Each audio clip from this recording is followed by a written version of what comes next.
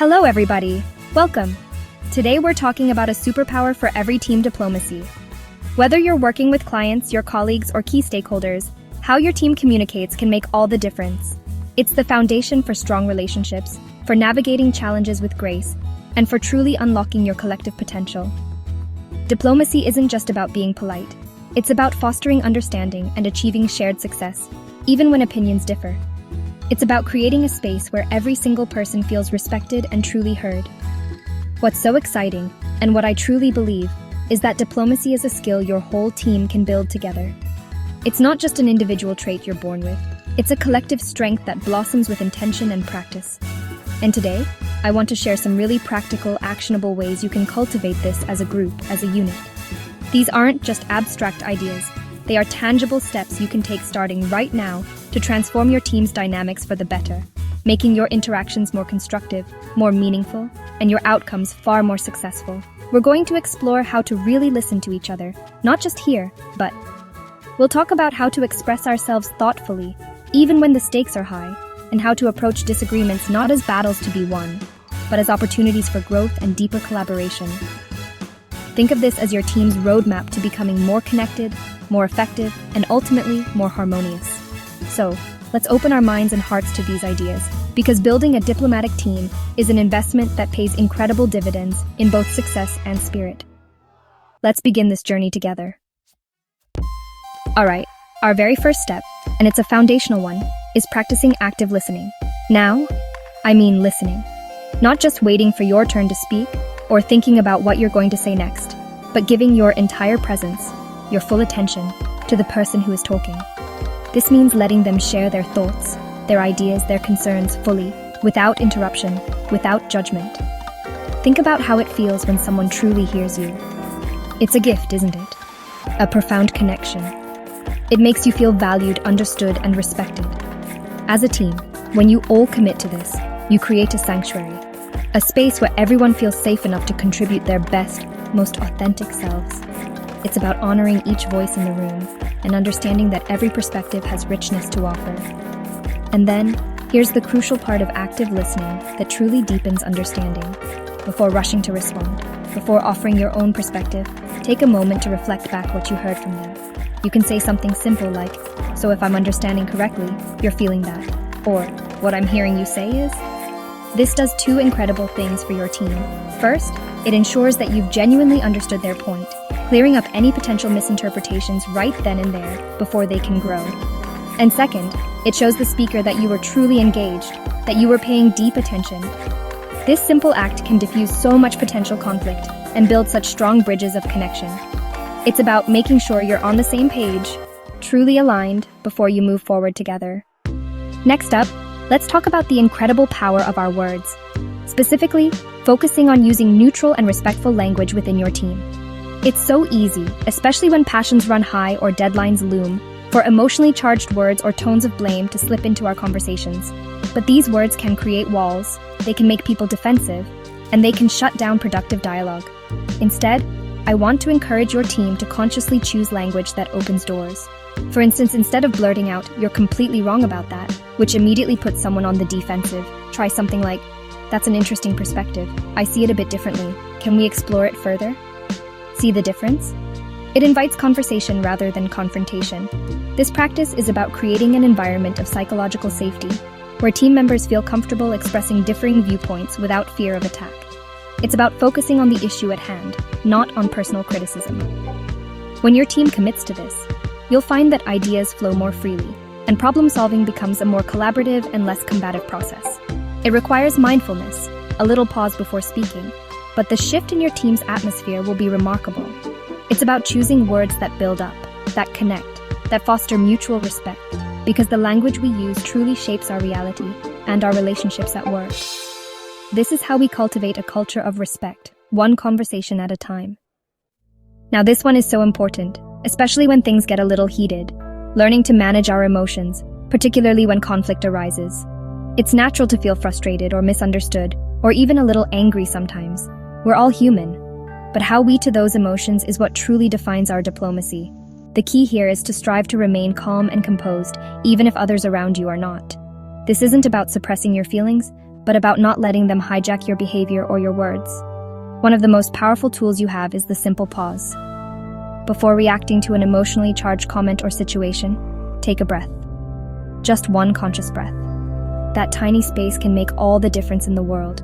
That pause gives you a moment to center yourself, to choose your response rather than just reacting instinctively.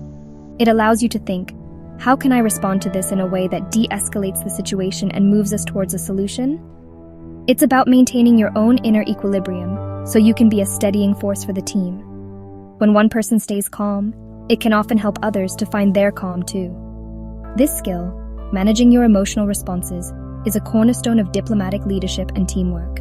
It takes practice, it takes self-awareness, but it's an incredible strength that allows your team to navigate storms and emerge stronger and more united on the other side.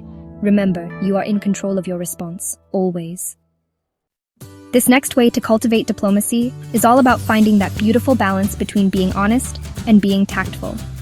We all know that sometimes difficult conversations are necessary. Feedback needs to be given, concerns need to be voiced, and truths need to be spoken for the team to grow. But how we deliver these messages is just as important as the messages themselves. The goal is to say what needs to be said, absolutely, but to do it in a way that preserves the relationship, that respects the other person's dignity. It's about being constructive, not destructive, with our honesty. One incredibly helpful technique many people find useful is the sandwich method. You start with a positive, genuine comment, then you offer the constructive feedback, and then you close with another positive or encouraging remark. This approach helps the listener to be more receptive to the feedback because it's cushioned with affirmation and goodwill. It shows that you value them, even when you're addressing an area for improvement. It's not about sugarcoating the truth so much that it loses its meaning, but about delivering it with kindness and consideration for the other person's feelings. Think about how you would want to receive constructive criticism. You'd want it to be fair, clear, and delivered with respect, right? So let's extend that same courtesy to our team members. When honesty is paired with tact, it builds trust and strengthens bonds, allowing your team to tackle challenges openly and grow together more effectively. It's the art of speaking truth with love and respect. In our wonderfully diverse world and in our increasingly global workplaces, being culturally and contextually aware is more important than ever for effective diplomacy. It's recognizing that not everyone communicates in the same way, and what might be considered direct and efficient in one culture could be perceived as abrupt or even rude in another. Different individuals, different teams, different cultural backgrounds often have varying communication styles, expectations around hierarchy, and even different interpretations of body language or silence.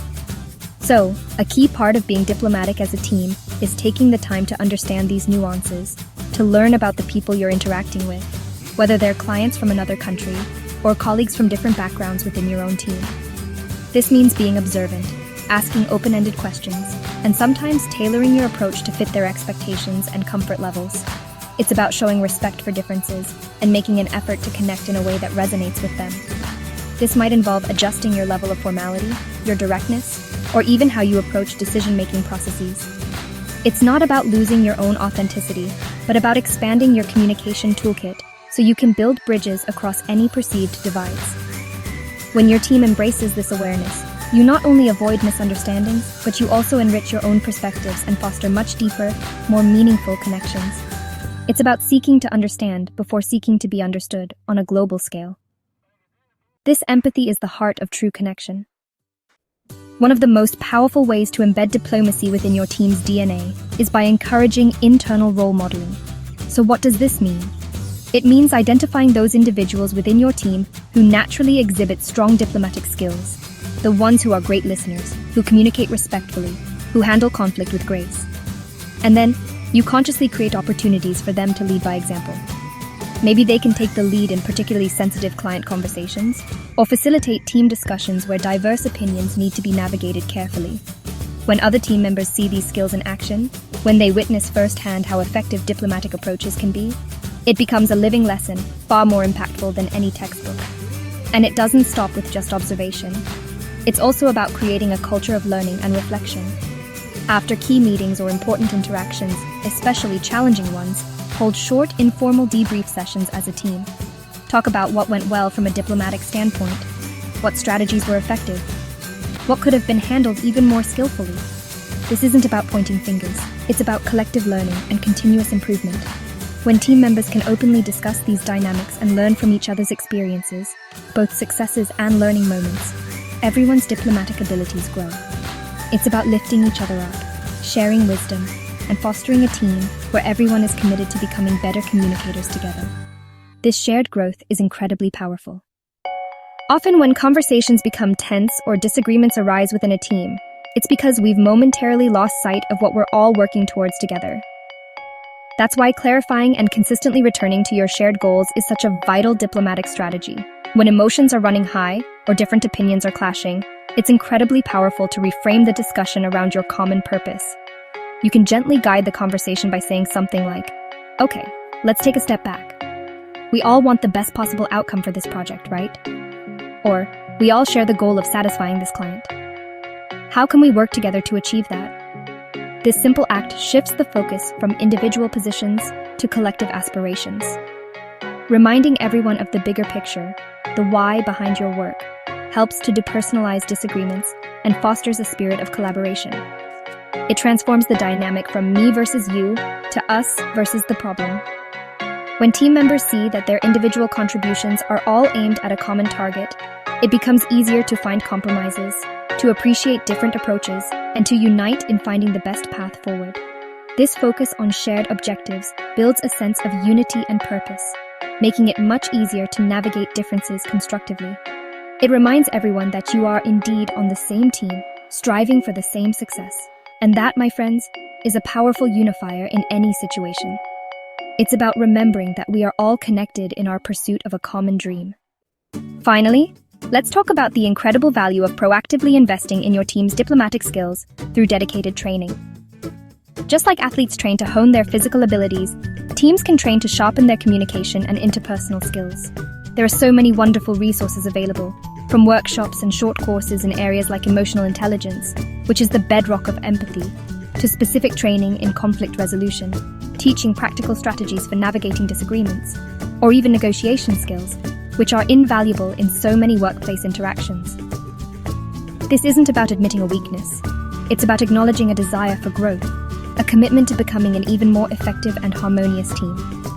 Bringing in an expert facilitator or using online learning platforms can provide your team with new tools, frameworks, and a dedicated space to practice these skills together. It creates a shared language and understanding around what good diplomacy looks like and how to implement it day to day. Think of it as an investment not just in individual development, but in the collective capability of your entire team. When everyone learns and grows together, the impact is magnified. It sends a powerful message that these skills are valued, that the organization is committed to fostering a positive and productive work environment. This commitment to continuous learning is what separates good teams from truly great ones. It's about empowering every member to contribute to a culture of diplomacy. So there you have it, 8 powerful, practical ways to cultivate greater diplomacy within your team. I truly hope these insights have sparked some ideas and inspiration for you. I encourage you, I really do, to take these tips back to your own teams. Maybe start with 1 or 2, discuss them together, and decide how you can begin to practice them in your daily interactions. It's not about achieving perfection overnight, because that's not realistic for any of us. What I know for sure is that diplomacy, like any valuable skill, is something that develops with conscious effort and consistent practice. It's a journey, not a destination. There will be moments of great success, and there will be learning opportunities along the way. The key is to remain committed, to support each other, and to celebrate the progress you make as a team. Remember, every small step towards more thoughtful communication, deeper understanding, and greater respect contributes to a stronger, more cohesive, and ultimately, more successful team. Imagine the kind of workplace you can create together, one where people feel heard, valued, and empowered to do their best work. That's the power of diplomacy. It's within your reach. So go out there, try these strategies, and watch how your team transforms. Thank you so much for joining me today. I'm wishing you and your team all the very best on your journey to becoming even more incredible together.